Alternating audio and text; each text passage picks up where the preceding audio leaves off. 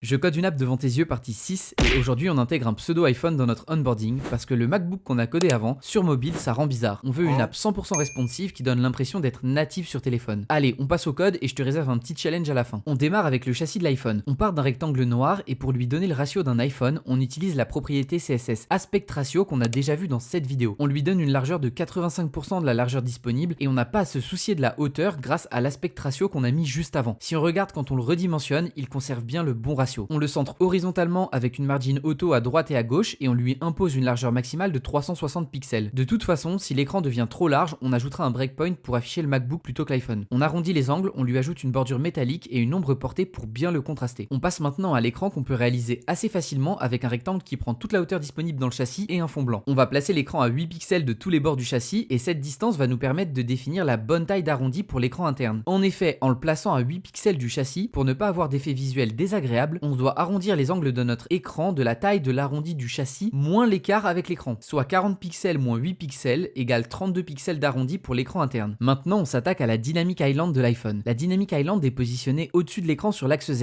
et pour rappel, l'axe Z c'est celui qui part de l'écran et vient vers notre visage. Pour placer correctement la Dynamic Island, on doit d'abord transformer l'écran en contexte de positionnement en lui mettant une position relative. Ça veut dire que l'écran va servir de repère pour positionner les éléments enfants qui auront une position absolue. C'est d'ailleurs ce qu'on fait avec la Dynamic Island, donc elle va se positionner par rapport au bord de l'écran. Mais comment faire pour que la taille de la Dynamic Island s'adapte à la largeur de l'écran? Je vais vous montrer une technique élégante qui permet à la fois de centrer la Dynamic Island et de lui définir une taille adaptative. Ce qui est génial avec le positionnement absolu, c'est qu'on peut dire au CSS, je veux que mon élément commence à 1/3 de la largeur en partant de la gauche et se termine à 1/3 de la largeur en partant de la droite, et le CSS va automatiquement remplir l'espace entre ces deux points avec notre élément. Résultat, la Dynamic Island est centrée et responsive en une seule déclaration. On pourrait faire pareil avec la hauteur, mais ça serait over-engineer pour rien, donc on va hardcoder la hauteur et ça ira très bien. On lui arrondit les coins, on lui met un fond noir et voilà. Si t'es resté jusqu'ici, j'ai un petit challenge pour toi. Comment tu ferais pour ajouter l'objectif de la caméra frontale dans la Dynamic Island? Ce tout petit exercice regroupe la plupart des concepts de positionnement qu'on a vu jusqu'ici. Je te donne la réponse dans la prochaine vidéo, alors abonne-toi pour ne pas la louper. Il ne nous reste plus que le home indicator à coder, c'est très simple, on réutilise la même technique que pour la Dynamic Island, mais en le plaçant en bas de l'écran, en le faisant un peu plus large, moins haut et moins contrasté.